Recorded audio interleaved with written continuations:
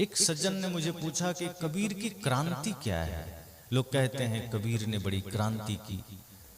अरे क्रांति तो भगत सिंह ने की, चंद्रशेखर आजाद ने की, नेताजी सुभाष ने की, लक्ष्मीबाई ने की, अन्य लोगों ने की, बाबा साहेब डॉक्टर भीमराव अंबेडकर ने किया। कबीर की क्रांति क्या है? क्या कबीर ने कोई लड़ाई लड़ी है? अब कबीर की क्रांति सच में लाठी और डंडों वाला तो नहीं है, तलवारों वाला भी नहीं है, गोली बारूद वाला भी नहीं है। तो कबीर साहब की क्रांति क्या है? तो इतना ही जानना कि जिस वक्त इस धराधाम पर सदगुरु कबीर जन्म लिए, उनका आगमन हुआ, उस वक्त इस पूरे समाज में जातिवाद, छुआछूत, संप्रदायवाद, ऊंच नीच, भूत प्रेत, जादू टोना इतना ज्यादा था कि कल्पना से परे है। और उसमें भी अगर सदगुरु कबीर का जन्म का पता ना हो, कहां जन्म लिए और पाले कहां गए, जुलाहे के घर, तो सोचो कि समाज में कौन जगह देगा, कौन उसे अपनाएगा। उसे तो कोई चढ़ने भी नहीं देते थे, पढ़ना तो बहुत दूर की बात है, द्वार पर आने भी नहीं देते थे, उधर दूर ही रहो। उस भयंकर स्थिति में ऐसा महापुरुष जिन्होंने जातिवाद को, छुआछूत को, संप्रदायवाद को जड़ से खत्म करने का प्रयास किया। उन्होंने कहा कि मनुष्य से मनुष्य के बीच में अगर कोई भेद करता है तो वो नीच है, वो है, दूसरा कोई नीच नहीं है। क्रांति का अर्थ है कि उन्होंने पहली दफा यह दिखाया कि इंसान में कोई भेद नहीं है। भेद जन्म लेने में कोई भेद नहीं है, भेद उसके कर्म में हो सकता है, भेद उसके जीने के तरीके में हो सकता है। छुआछूत मानना है तो व्यक्ति के कर्म से मानना, जन्म से मत मानना। अगर कोई तथाकथित पिछड़े कुल में जन्म ले लिया, उस व्यक्ति की क्या गलती है? हालांकि सदगुरु कबीर ने कहा कि एक त्वचा हाड़ मल मूत्रा, एक रुधिर एक गूदा, एक बूंद से सृष्टि रची है, को ब्राह्मण को शूद्रा। उन्होंने कहा इस धरती पर सब एक ही तरीके से जन्म लेते हैं, एक ही प्रक्रिया है, एक ही सिस्टम है, फिर कौन ब्राह्मण कौन शूद्र? लेकिन फिर भी लोगों ने बना दिया कि चलो कोई शूद्र है। तो सदगुरु ने कहा कि अगर वो किसी तथाकथित पिछड़े कुल में जन्म ले लिया, अगर इस आधार पर तुमने उसे नीच माना है, तो समझ जाना कि तुम इंसान कहलाने लायक नहीं हो, तुम महानीच हो। एक ही त्वचा है, एक ही प्रकार की हड्डी है, मल मूत्र है, एक प्रकार से धरती पर आए हो, फिर भेद किस आधार पर? भेद करना है कर्म के आधार पर करना। अब मान लो कोई पिछड़ा कुल में जन्म लिया और कर्म महान है, ज्ञान है, आचरण बढ़िया है, विचारवान है, तो फिर वो पूजनीय हुआ कि नहीं? महान है ना। उससे छुआछूत करना पाप ही तो है। लेकिन कोई आदमी ब्राह्मण कुल में जन्म लिया और मांस खाता है, मदिरा पीता है, जुआ खेलता है, दिन भर गुटखा चबाता है, तो उसके हाथ का पानी पीना तो छोड़ो, उसके बगल से गुजर जाओ तो स्नान कर ले। इस आधार पर छुआछूत मानना चाहिए। छुआछूत कर्म के आधार पर हो, जाति के आधार पर ना हो। और कर्म बिगड़ता है तब आदमी अछूत होता है, जाति से कैसे हो जाएगा? और इस देश में जाति के आधार पर लोगों को छूत कहा गया। उस समय में सदगुरु कबीर ने कहा नहीं, मानव में कोई भेद नहीं है, मनुष्य में कोई भेद नहीं, कर्म में भेद हो सकता है। अगर कर्म आपका घटिया है तो आप कितना भी ऊंचे कुल में जन्म ले लो, आप घटिया है। और कर्म बढ़िया है तो किसी भी कुल में जन्म लो, आप पूजनीय हैं, फिर आप महान हैं।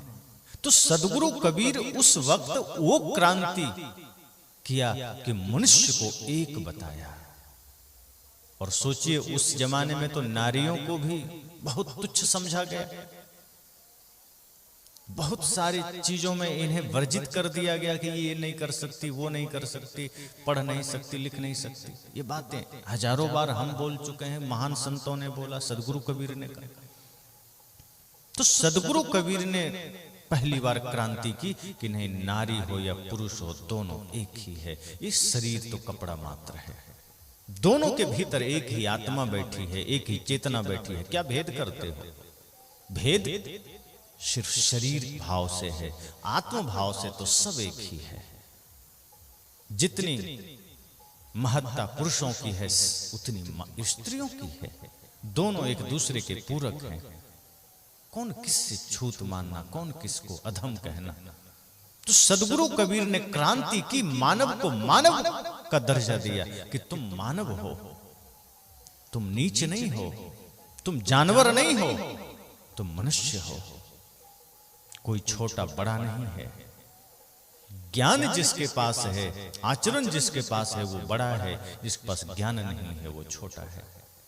ज्ञान का मतलब जानकारी से नहीं है। जब मैं कहता हूं ज्ञान, तो यहां ये मत समझना कि जानकारी, ज्ञान और जानकारी में बड़ा फर्क है। जानकारी तो कोई भी प्राप्त कर लेगा, बहुत चीजें हम रट लेंगे, पढ़ लेंगे, जानकार बन जाएंगे। जनरल नॉलेज पढ़ लेंगे, इतिहास पढ़ लेंगे, भूगोल पढ़ लेंगे, विज्ञान पढ़ लेंगे, अन्य जितनी भी साहित्य हैं हम पढ़ लेंगे तो बड़ी जानकारियां हमारे पास आ जाएगी। कोई आप देखिए यूट्यूब पर एक लड़का है छोटा सा, आप जो पूछिए सब बता देता है, वो जानकार है, ज्ञानी नहीं है। कोई पूरा देश का नाम एक सांस में बता देता है कितने सेकंड में, वो जानकार है, ज्ञानी नहीं है। तो जब ज्ञान की बात आए तो इतना समझना कि जो स्वयं को जान लिया है वो ज्ञानी है। जो जगत को जाने ना जाने कोई दिक्कत नहीं है, कोई हर्ज नहीं है। जिसने स्वयं को जाना वो ज्ञानी, जिसने संसार को जाना वो जानकार। तो जो जानकार है वो बहुत हो सकते हैं, जगह जगह भरे पड़े हैं एक से एक शब्दों के जाल जानकारी, लेकिन ज्ञानी बहुत कम मिलेंगे, थोड़े मिलेंगे। जो बोलेंगे नहीं, अपने आचरण से परिचय दे देंगे। ज्ञान सूर्य की भांति है जो परिचय बोलकर नहीं, अपने व्यक्तित्व, अपने व्यवहार से देता है। तो मैंने कहा कि अगर किसी को कोई ज्ञानी है, कोई ज्ञान में है, वो पूज्य है। कोई अज्ञानता में है, अज्ञानता से मतलब अगर कोई छल में है, कपट में है, झूठ में है, चोरी में है, निंदा में है, प्रपंच में है, तो समझना वो नीच है। तो ऊंच नीच का भेद कर्म के आधार पर होना चाहिए, जाति के आधार पर नहीं होना चाहिए। सदगुरु कबीर ने कहा कि नहीं, ये मानवता को कोई ऊंच कह रहा है, कोई नीच कह रहा है, सब बांटने वाले लोग हैं, ये मुझे बर्दाश्त नहीं है, ये मुझे स्वीकार नहीं है। और उस वक्त उन्होंने सबसे लड़ाई लड़ी। सोचो उस समय मुगलों का शासन था, मौलवी भी तलवार लेके पहुंच जाते थे कि मेरे बारे में क्यों बोला। और काशी में पंडित भी थे, वो भी कभी कभी पहुंच जाएं कि तुम मेरे बारे में क्यों बोले।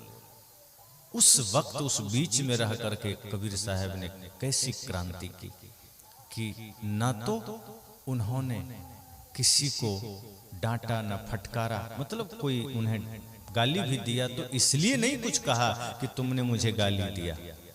सदगुरु कबीर ने लोगों को कहा इसलिए कि तुम मनुष्यता के दुश्मन हो। सदगुरु कबीर ने लोगों को डांटा इसलिए कि तुम इंसानियत के दुश्मन हो, कि तुम मनुष्य को मनुष्य से बांट रहे हो, इंसान को इंसान से बांट रहे हो। इस सृष्टि में जहां परमात्मा सच में बसते हैं जीवों में, वहां से भटका करके तुम किसी मंदिर मस्जिद में घुसा रहे हो। जो भगवान लोगों के दिलों में बसते हैं, जो भगवान हर प्राणी के हृदय में बसता है, वहां से भटका करके तुम जहां तहां लगा रहे हो। इसलिए वो जोरदार शब्दों में मौलवियों को भी फटकारा, पंडितों को भी फटकारा। एक क्रांति सदगुरु कबीर की थी, डरे बिना निर्भयता के साथ कि जिस ज्ञान को, जिस सत्य को, जिस आनंद को मैंने पाया है, मैं चाहता हूं कि पूरी सृष्टि उसको पाए। और यही तो सत्य है, यही तो आनंद है। तो सदगुरु कबीर बहुत गहराई से उस वक्त उन्होंने समाज के उस विभत्स रूप को संवारने का प्रयास किया। जो विभत्सता आप देखें कई रूपों में नजर आता है और आज भी उसका दंश समाज झेलता है। तो ऐसे महान संत की क्रांति यह है कि उस क्रांति में उन्होंने शांति को जन्म दिया, आनंद को जन्म दिया कि जीवन के सारे उठा पटक शांत हो जाएं, जीवन में सारे वैचारिक या अन्य जितने भी मानसिक समस्याएं हैं वो खत्म हो जाए, शांति तो यही है, कहीं जाने की जरूरत नहीं है। लेकिन आदमी आज भी जागने को तैयार नहीं है, आदमी सचेत होने को आज भी तैयार नहीं है। तो सदगुरु कबीर उस भयंकर काल में क्रांति करते हैं, और वो क्रांति बाहरी नहीं थी, वो क्रांति भीतरी थी। और भीतर की क्रांति से बाहर क्रांति खुद आ जाती। भीतर अर्थात अब मान लो कोई आदमी कमजोर है लेकिन उसका मनोबल ऊंचा है तो वो कई बार जीत हासिल कर लेता है, और कोई मजबूत है और मनोबल डाउन कर ले।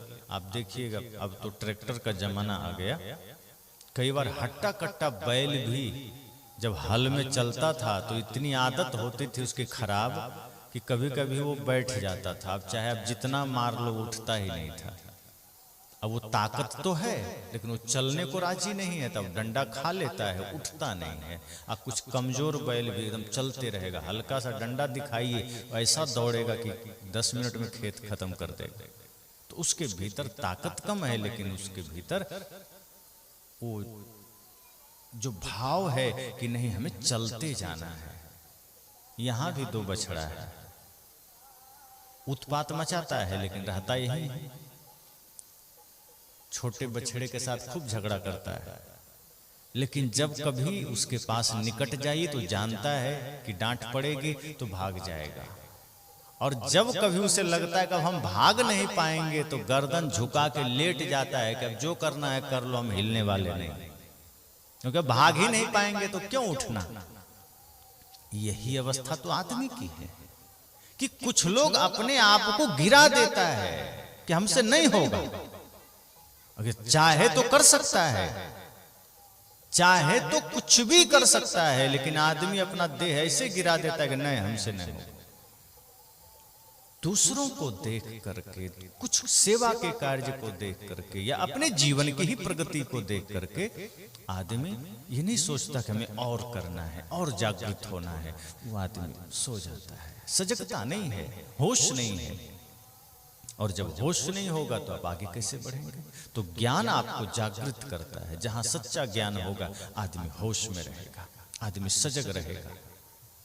और यही बात सदगुरु कबीर ने सबके भीतर कही, करी, जगाई कि नहीं तुम्हें वो करना है, बनना है, अपने को गिराना मत, वरना कुछ नहीं कर पाओगे।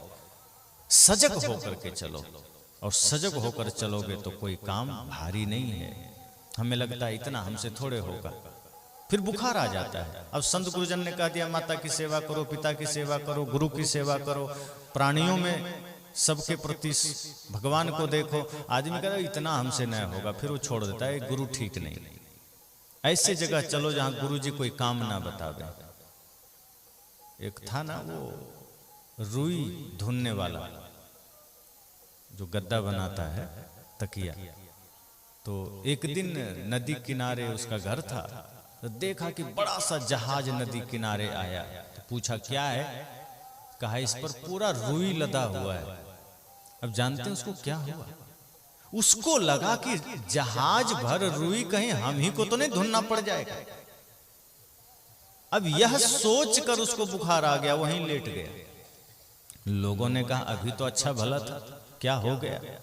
उठा के डॉक्टर के यहाँ ले गए, पानी चढ़ाया, इंजेक्शन दिया, आंख खोले, कहे ठीक हो? कहे हाँ ठीक है। फिर तुरंत बेहोशी आ जाए, लोग समझ ना पाए, डॉक्टर पता ना कर पाए कि इसको हुआ क्या है। बीमारी हो तो पता चले, ये तो मन की बीमारी है। जहाज देख के बेहोश हुआ था कि सब रुई हम ही को धुनना पड़ जाएगा, क्योंकि रुई का जहाज आया है। अब वो घबरा गया। लोगों ने सोचा कि अब इसका इलाज डॉक्टर तो नहीं कर सकते, अब इसको मनोचिकित्सक के पास ले जाना होगा। तो ले गए, कहा भाई देखो, अचानक एक दिन नदी किनारे गया और वहीं से इसको बुखार आ गया, अभी तक बुखार उतरा नहीं।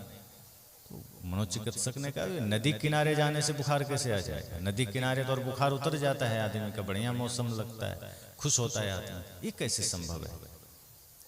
तो मनोचिकित्सक ने कहा अच्छा ये बताओ नदी किनारे क्या क्या माहौल था, क्या देखा? तो उस व्यक्ति ने कहा कि ऐसा है कि जहाज आया था, वही देखने गया था।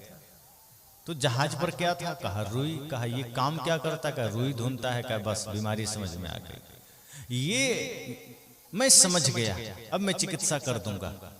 वो आदमी बेहोश है, पानी छींटा मारे, हल्का सा आंख खोले, कहा ठीक हो?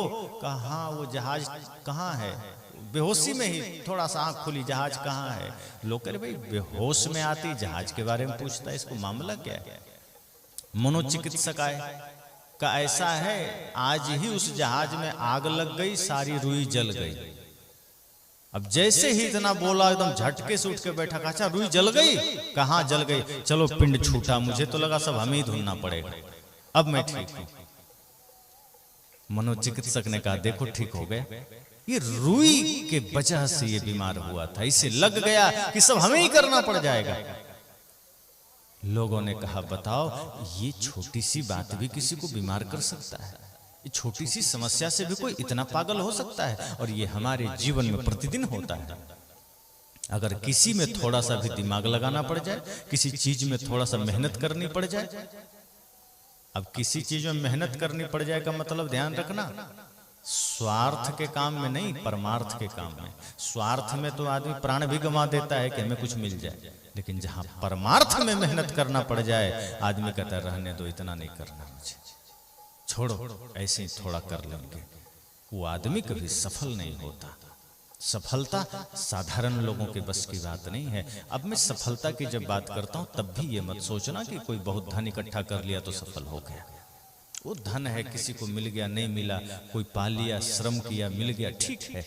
सफलता की बात जब मैं करता हूं तो उसका अर्थ इतना ही होता है कि कोई आदमी मानसिक रूप से कितना आनंद में जीता है। सफलता का जब मैं सफलता की बात करता हूं, उसका अर्थ इतना ही है कि भीतर उसने कितना आनंद पाया है, कि उसके जीवन में कितना प्रेम उतरा है, कि उसके जीवन में कितना सत्य उतरा है, कितनी भक्ति उतरी है, कितनी करुणा उतरी है, कितनी संवेदना उतरी है।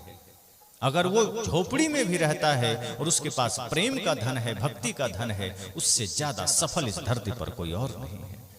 क्योंकि एक व्यक्ति जो अरबों इकट्ठा किया है, प्राण निकलेगा तो उसमें से एक कौड़ी भी साथ नहीं जाने वाला। लेकिन जिसने भक्ति का धन कमाया है, जिसने प्रेम का धन कमाया है, जिस दिन उसके शरीर से प्राण निकलेगा वो भक्ति का पूरा धन साथ जाएगा, कोई छीन नहीं सकता। इसलिए सदगुरु कहते हैं कि अगर संसार में जी रहे हो तो स्वार्थ को हटा देना कि स्वार्थ में कुछ कर रहे हैं। दान भी करो तो ये मत सोचना कि मुझे बदले में कुछ मिल जाए, सेवा भी करो तो ये मत सोचना कि बदले में कुछ मिल जाए, ये सोचना ही मेरा धर्म था, दायित्व था, मैंने किया, मुझे कुछ नहीं चाहिए। और सदगुरु कहते जिनको कुछ नहीं चाहिए वो ही शहंशाह, सम्राट वो है जो कुछ चाहता नहीं है। और दूसरी बात, अगर कभी चाहना भी तो अपने लिए नहीं, प्राणियों के लिए चाहना, समाज के लिए चाहना, संसार के लिए चाहना, कि मुझे नहीं, संसार के सुख के लिए चाहना, संसार की शांति के लिए, जीवों के कल्याण के लिए। इसलिए सदगुरु कबीर की क्रांति छोटी नहीं है।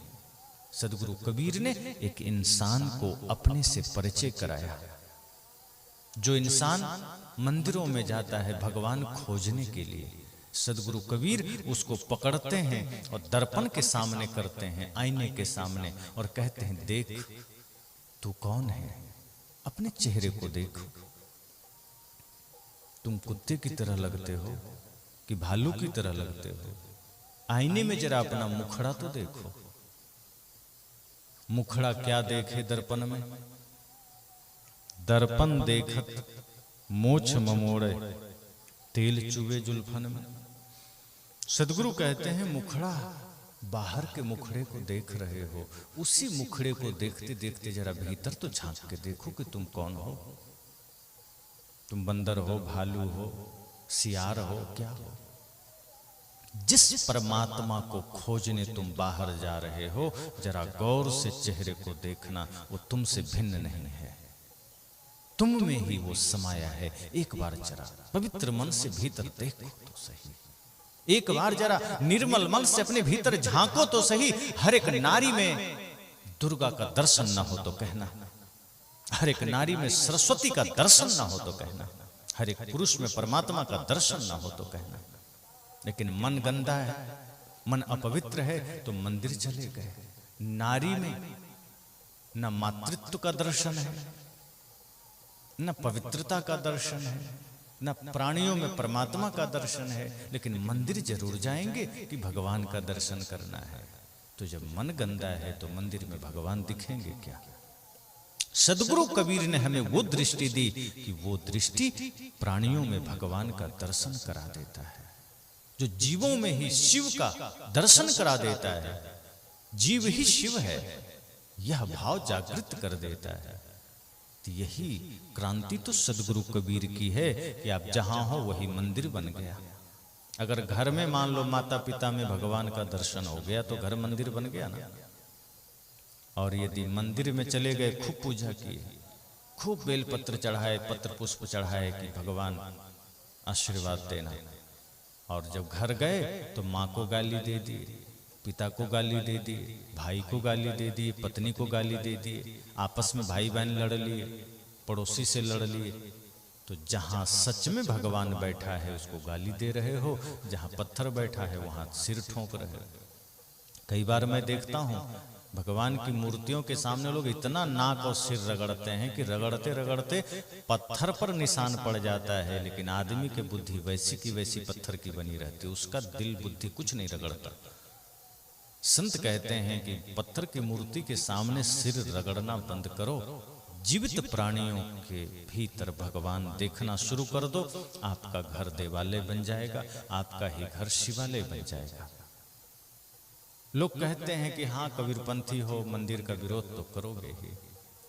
अब ध्यान रखना, कबीरपंथी का मतलब यह नहीं कि मंदिर का विरोधी है, कबीरपंथी झूठे मंदिर का विरोधी है।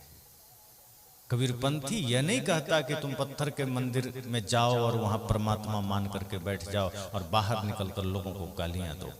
सदगुरु कबीर ऐसे पुजारियों से नफरत करते हैं जो मंदिर के भीतर सीमेंट चूना और पत्थर के मंदिर के भीतर तो परमात्मा देख रहा है और जहां परमात्मा है उसको गाली दे रहा है। वे कहते हैं मैं ऐसे पुजारियों को नहीं मानता, मैं ऐसे पूजा करने वाले को नहीं मानता। फिर ऐसे लोग भ्रम में हैं, भटके हुए हैं, जो ईंट पत्थर के मंदिर में जाकर के नाक रगड़ते हैं।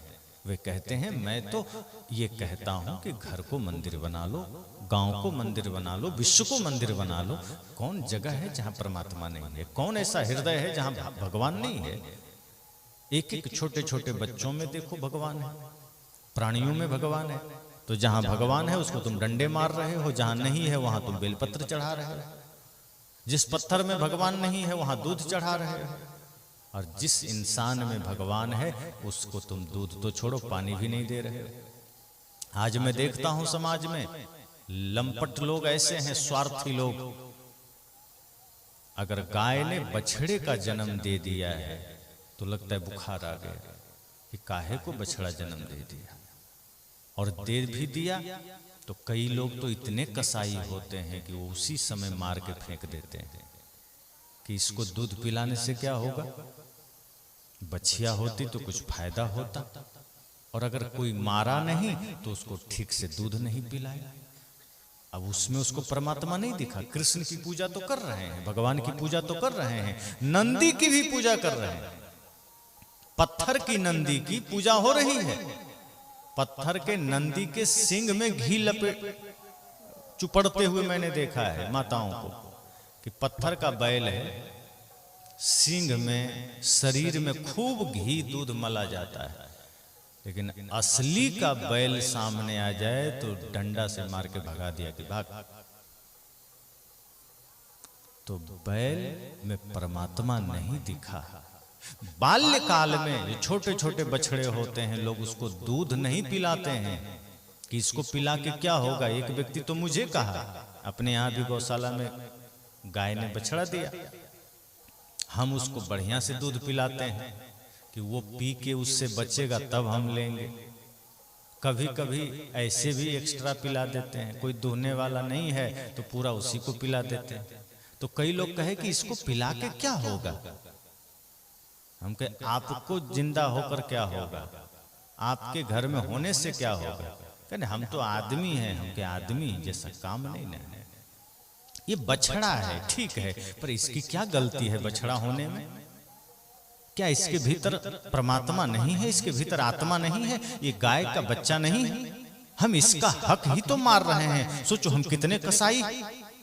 अगर गाय का बछड़ा बचपन में गाय का दूध नहीं पिएगा तो बीमार होगा कि नहीं? कुपोषण का शिकार होगा कि नहीं? उसको जो विटामिन और मिनरल्स मिलने चाहिए वो नहीं मिलेंगे, आयरन्स मिलने चाहिए वो नहीं मिलेंगे, वो बीमार हो जाएगा और फिर वही कुपोषित होकर के जहां तहां फिर भटकता फिरेगा। और फिर आदमी क्या कहता है कि ये तो शिव जी का सवारी है, हम घर में क्या रखें, चलो शिव जी को दे आते हैं। मंदिर में यहाँ छोड़ के चला जाता है। तो मैं लोगों से कहता हूँ शिव जी लाठी लेके चराएंगे उसको? अरे शिव जी के नाम पर जो पाप कर रहे हो, शिव जी उसको चराएंगे कि पानी पिलाएंगे? जहां तहां किसान के खेत में जाएगा, कोई 2 डंडा धर देगा, घायल होके मरेगा, पाप किसको लगेगा? शिव जी ने कहा कि मेरे नाम पर बछड़े को मेरे मंदिर में छोड़ जाओ। अगर पाल नहीं सकते तो रखो ही मत, और रखो तो सामर्थ्य रखो पालने का, या फिर ऐसे गौशाला का तलाश करो जहां उसकी सेवा हो सके और शुल्क दे करके छोड़ कर आओ। तो जो बछड़े में परमात्मा को न देख सका, और देखना तो दूर, हमें लोग कहने आए कि बछड़े को क्यों इतना दूध पिला रहे हो, क्या होगा इसको पिलाने से, ये हल में चलेगा? मैं कहा स्वार्थ से ही सब काम होता है क्या? हम तो बछड़े को मच्छरदानी भी लगाते हैं। लोग और पागल हो गए, मच्छरदानी कौन लगाता है बछड़ा को? हम कहे जैसा मुझे अपना शरीर प्रिय है, ये भी तो अपना शरीर से उतना ही प्रेम करता होगा। इसके भीतर तो वही परमात्मा है। इस बेचारे मुख प्राणी का क्या दोष है? अब वो छोटा सा बछड़ा बैठा है, मच्छर लटका हुआ है, कैसे हृदय को स्वीकार होगा कि हम अंदर मच्छरदानी में सो रहे हैं? चलो बड़ा गाय बछड़ा है, उसका चमड़ी मोटा होता है, मच्छर कितना भी सूड़ घुसाएगा वहां तक नहीं पहुंच पाएगा कि उसको नुकसान करे। लेकिन बछड़ा छोटा है, कोमल है, अभी महीना भर नहीं हुआ है, वो बड़ा है, मच्छर लग रहे हैं, कीड़े लग रहे हैं, क्या इतनी संवेदना हमारी गिर गई कि हम उसको मच्छर के बीच छोड़ दें? हमें नींद नहीं आ सकती है? आज भी जब सब लोग यहाँ विश्राम कर जाते हैं, रात में 1-2 बार हम जग करके गौशाला में जाते हैं। कोई भी अगर देखते हैं रात को 12 बजे भी अगर फील होता है कि मच्छर लग रहा है, आग धुआं जला करके आके तब सोते हैं, ताकि उसको भी शांति से नींद आ सके, वो भी सुख से रह सके। पर आज हमारी संवेदना इतनी मर गई कि भगवान के मंदिर में तो हम भगवान देख लेते हैं, पर प्राणियों में नहीं देखते, जीवों में नहीं देखते। हम उसके साथ तो कसाई का व्यवहार कर रहे हैं। कोई इंसान मिल जाए हम उसके साथ हैवानियत कर रहे हैं, अपना मित्र मिल जाए उसके साथ हैवानियत। मित्र मित्र को धोखा दे रहा है, पति पत्नी को, पत्नी पति को, पुत्र पिता को, पिता पुत्र को, एक दूसरे को धोखा। क्रेता विक्रेता को, विक्रेता क्रेता को, सब एक दूसरे को धोखा कर करके हमने अपने भीतर इतना पाप जमा कर लिया है कि ध्यान रखना, जो लोग कहते हैं ना कि पाप का घड़ा जरूर फूटता है, रावण का भी पाप का घड़ा भरा तो फूट गया। मुझे तो लगता है रावण का इतना पाप फिर भी घड़ा, आज का आदमी का तो बड़ा बड़ा ड्रम फेल है, घड़ा से भी ज्यादा बड़ा पाप हो गया आदमी का। अब तो घड़ा को हटा करके बड़े बड़े टैंक रखने पड़ेंगे तब भी ओवरफ्लो हो जाएगा, इतना पाप आदमी कर रहा है। एक एक पल, एक एक क्षण पाप हो रहा है। एक एक क्रिया में हम कभी भी दूसरों के कल्याण का भाव कहाँ रखते हैं? दूसरों के प्रति संवेदना का, प्रेम का भाव कहाँ रखते हैं? स्वार्थ है, कपट है, छल है, बस यही है। इसलिए तो भजन कहते हैं ना कि देख तेरे संसार की हालत क्या हो गई भगवान, कितना बदल गया इंसान, कितना परिवर्तन आ गया। आज आदमी को जिधर देखो स्वार्थ में, स्वार्थ स्वार्थ स्वार्थ, अपने लिए जीना है। कोई आदमी सत्संग में आया, अरे आप कल नहीं आए, क्या करें, बड़ा काम था, अब सब कुछ देखना पड़ता है। आज जिस दिन प्राण निकलेगा देखते रह जाना, न वो काम जाएगा साथ में, न घर जाएगा, न परिवार जाएगा। पर जिस दिन धर्म की नगरी में, धर्म के यज्ञ में, सत्य के यज्ञ में अगर 1 मिनट भी बिता लोगे, वो आपके साथ जाएगा। इसलिए अगर कभी जीवन में चुनने का अवसर आए तो धर्म को चुनना, कभी ये साथ जाएगा। अब इसका मतलब ये नहीं है कि धन के लिए प्रयास मत करना, मेरा मतलब है कि धन आपके शरीर की व्यवस्था के लिए है, उसको भी व्यवस्थित करना, उसे भी प्रयास करना आपके पास हो, क्योंकि शरीर साधन है। गाड़ी है तो तेल तो डालना पड़ेगा, लेकिन गाड़ी तेल डालने के लिए थोड़ी खरीदता है कोई। अब कोई आदमी कहे कि नहीं नहीं हम तो सिर्फ तेल डालने के लिए खरीदे, कहीं जाएंगे नहीं, जाना हो तो पैदल जाएंगे, तो दरवाजे पर गाड़ी रख के रोज तेल डालिएगा, इसीलिए खरीदे 20 लाख की गाड़ी। आप मोटरसाइकिल खरीदें, कोई कार खरीदा, किस लिए खरीदा? कितना भी महंगी कार खरीद ले तो उद्देश्य क्या है कि दरवाजे पर रखेंगे, रोज तेल डालेंगे, और फिर निकाल लेंगे, फिर डालेंगे। आपने इसलिए खरीदा है कि हमें कहीं जाना है और कहीं जाना है, इसलिए तेल डालना है। तेल डालना है इसलिए नहीं खरीदा है। तो शरीर किस लिए मिला है? भवसागर से पार होना है, दुखों से मुक्त होना है, भगवान की सदगुरु की भक्ति करनी है, और भक्ति करनी है, शरीर को चलाना है, इसलिए कुछ इसको भोजन देना है, इसलिए कुछ धन की व्यवस्था करनी है। धन की व्यवस्था करनी है, इसलिए शरीर नहीं मिला है। इसलिए मैं फिर कह रहा हूं कि धन के पीछे प्राण मत गंवा देना। धन मंजिल नहीं मार्ग है, और मंजिल के लिए प्राण गंवाना निरी मूर्खता है। मंजिल तो धर्म है, जहां हमें जाना है, धन उसका सहयोगी मात्र है। और जो सहयोगी है, जो मार्ग है, उसके लिए प्राण नहीं गंवाए जाते, उसके लिए न्यौछावर नहीं हुए जाते। इसलिए अगर धन है तो उसे भी धर्म का माध्यम बनाना, अगर बल है उसे भी धर्म का माध्यम बनाना। शरीर साधन मिला है इसलिए कि आप शरीर से धर्म की यात्रा कर सकें, भवसागर से पार हो सकें, दुखों से पार हो सकें, त्रैताप दुखों से छूट सकें। और यही हमें करना है। तो मैंने कहा कि सदगुरु कबीर की क्रांति साधारण बात नहीं है, बड़े कठोर कहते हैं सदगुरु कबीर। साधारण इंसान या हल्का सा भी बाहरी दृष्टि से देखने वाला इंसान भागेगा, डरेगा। क्योंकि कबीर साहब हमें लोरी नहीं सुनाते कि आदमी और सो जाए। कबीर साहब नेता थोड़े हैं कि वो आपको बेहोश करने आएंगे। अभी देखो चुनाव का समय, नेता आएंगे बेहोशी कर में आपको डालेंगे। बेहोशी में डालने का मतलब है इतने सारे वादे कर जाएंगे कि लगेगा कि अकेला आदमी पूरा भारत बदल सकता है। एक विधायक वो वादा कर देता है जो पूरा देश का प्रधानमंत्री नहीं कर सकता। पूरा इतना वादा कर देगा, एयरपोर्ट खुलवा देंगे, घर घर नौकरी लगवा देंगे, तो एम्बुलेंस आपके द्वार पर खड़ी रहेगी, अस्पताल बगल में रहेगा। बोलते बोलते भी कह दिया कि बगल में कब्रिस्तान बनवा देंगे, शमशान बनवा देंगे। लोग कहा कि भाग, तुम शमशान बनवाने आया, हम जीना चाहते हैं, जीने के लिए बात कर रहे हैं, जीवनोपयोगी वस्तुओं के लिए। तो कहने का मतलब है कि संत सदगुरु नेताओं जैसे थोड़े होते हैं कि वोट लेना है कुछ भी बक के चले जाओ। संत गुरुजन हमें कहते नहीं, मैं तुम्हारे भीतर बेहोशी छुड़ाने आया हूं, तुम्हें बेहोश करने नहीं आया हूं। क्योंकि बेहोशी छुड़ाने के लिए तो थोड़ा चिल्लाना पड़ेगा, थोड़ा चोट करनी पड़ेगी। अब जैसे कोई आदमी सो रहा है और उसको जगाना हो तो क्या करना पड़ेगा? लोरी से जगेगा कि पटाखे जलाने पड़ेंगे, चिल्लाना पड़ेगा। अगर लोरी सुनाना शुरू करें तो और गहरी नींद में चला जाएगा, वो जगेगा नहीं। सदगुरु कबीर कहते हैं मुझे समाज को जगाना है, इसलिए मैं थोड़ा कठोर बोलता हूं। और मेरे कठोरता को ये मत समझ जाना कि मैं तुम्हारा विरोधी हूं, मैं तुम्हारा हितैषी हूं।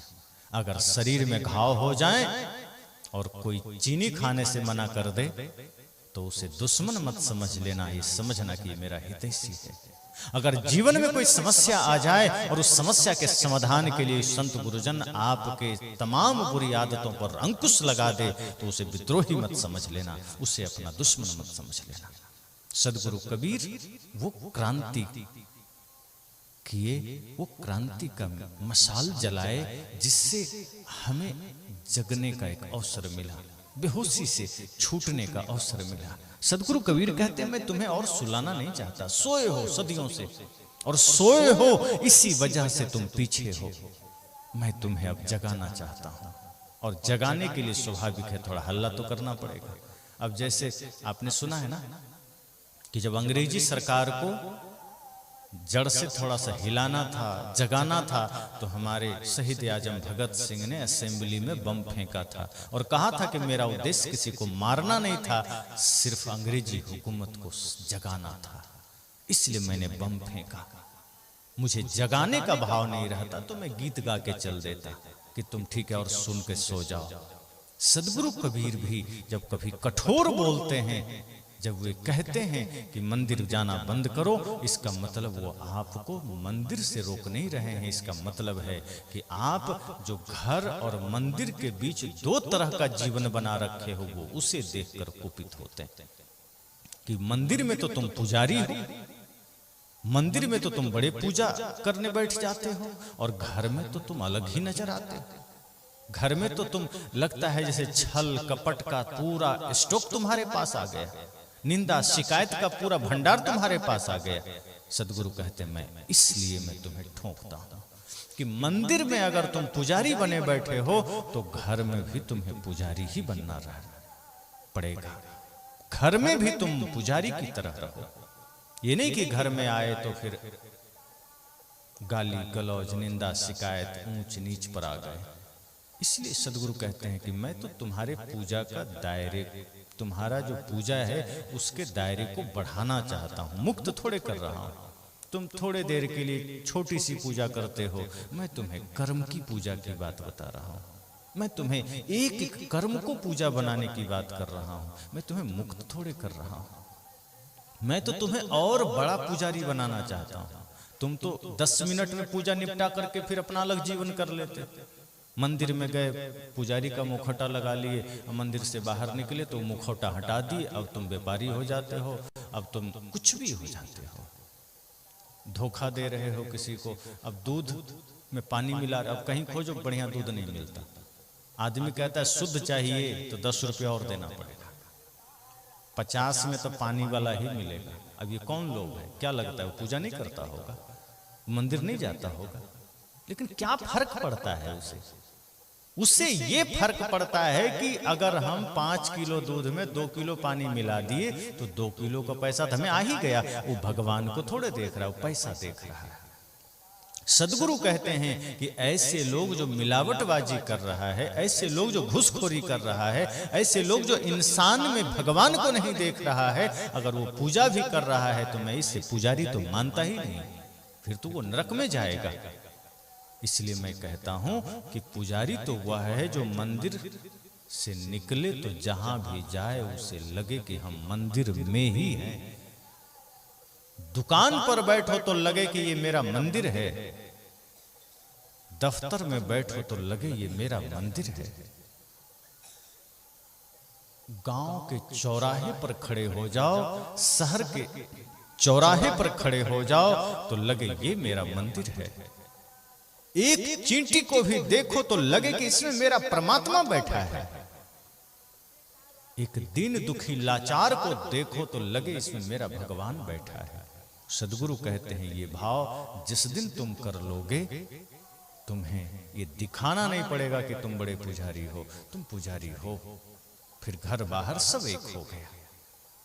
इसलिए मैंने कहा कि सदगुरु कबीर की क्रांति यह है कि वो व्यक्ति को जागृत कर देते हैं, वो होश में ला देते हैं।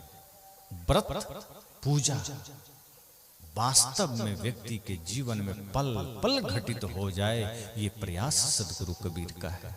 वो नहीं कहते कि 1 मिनट के व्रत कर लो, 1 घंटे का व्रत कर लो, उपवास रह लो या किसी मंदिर में चले जाओ। वे कहते हैं ये तो बाहरी चीजें तुम कर रहे हो, भीतर तुम क्या हो ये देखना। बाहर से तुम भूखे रह लिए, दूसरों को पता चल गया तुमने व्रत किया है, भीतर तुमने सत्य का व्रत लिया कि नहीं, भीतर तुमने प्रेम का व्रत धारण किया कि नहीं, भीतर तुमने अपने बुराइयों का त्याग किया कि नहीं। अगर तुम बाहर से भूखे बैठे रहे, अब भीतर से दूसरों के लिए गाली आ रही है मन में, तो ये व्रत किस काम का, भूखे रहना फिर व्रत कहाँ हुआ। तो सदगुरु कबीर की क्रांति यह है कि वो व्यक्ति को विराट बनाते हैं, वो व्यक्ति को विशाल बनाते हैं, वो पूरे सृष्टि का एक अंग बना देते हैं।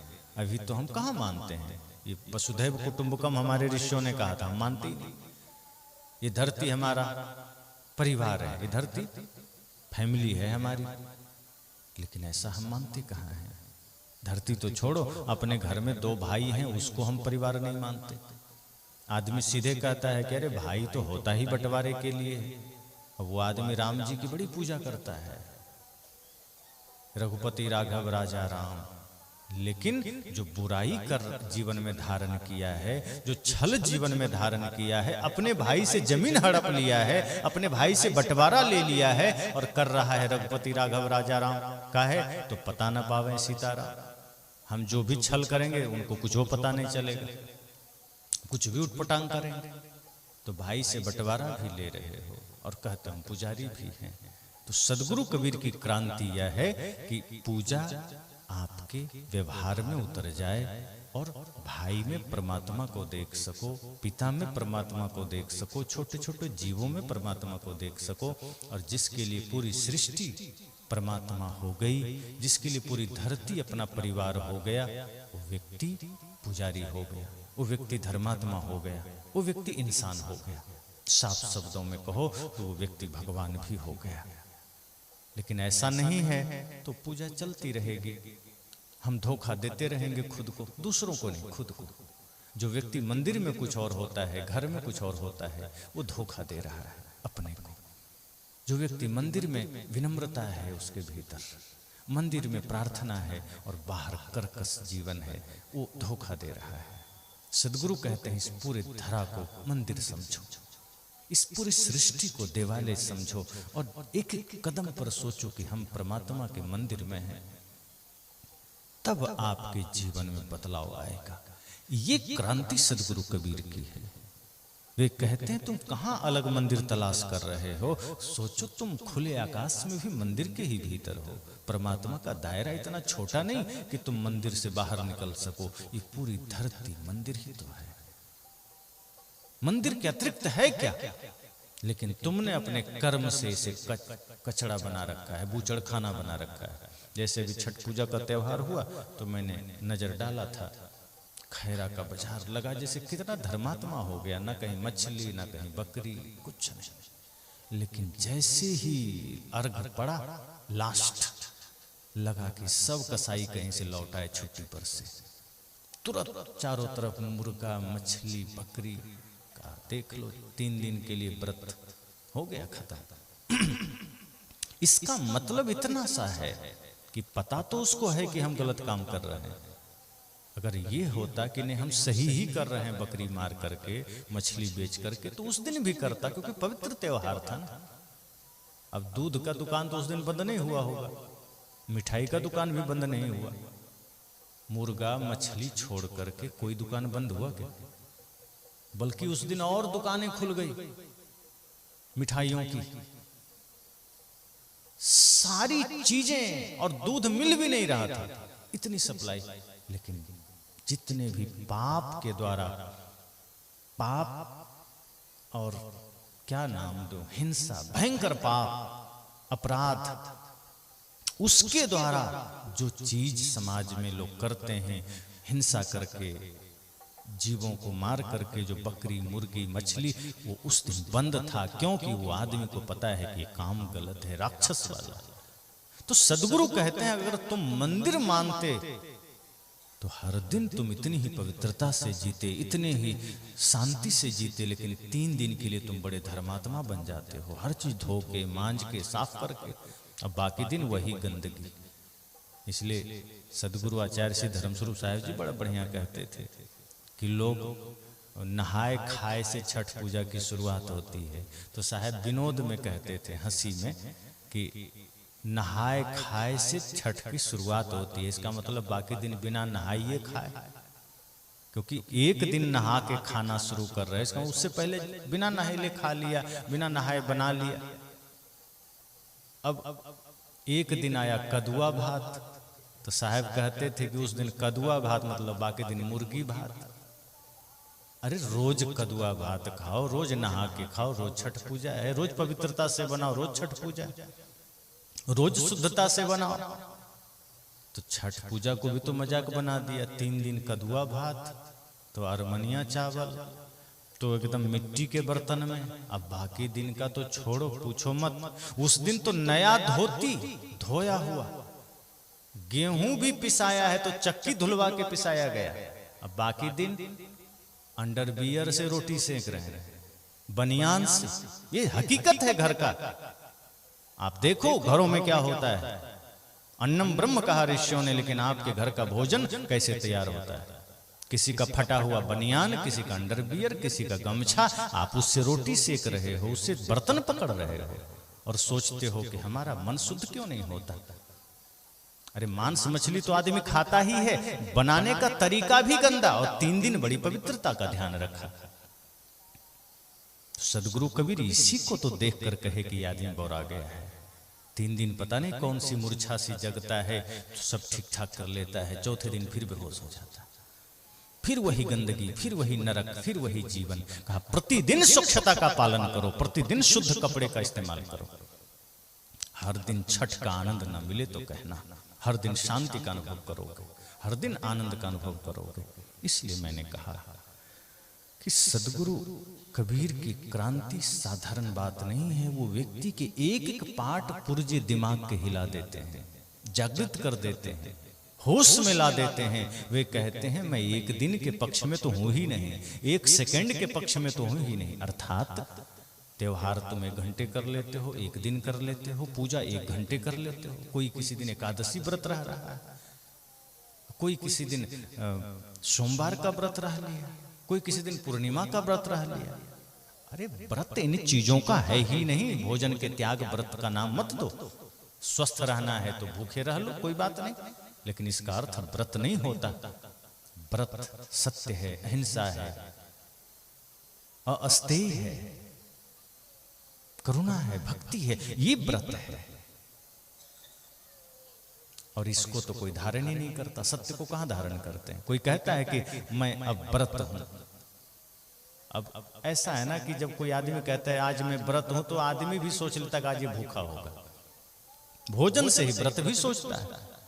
लेकिन आपके जीवन में भूखे रहना व्रत ना हो, आपके जीवन में प्रेम में जीना व्रत हो जाए, सत्य में जीना व्रत हो जाए, ईमानदारी में जीना व्रत हो जाए, फिर आपका हर दिन व्रत है, हर घड़ी व्रत है।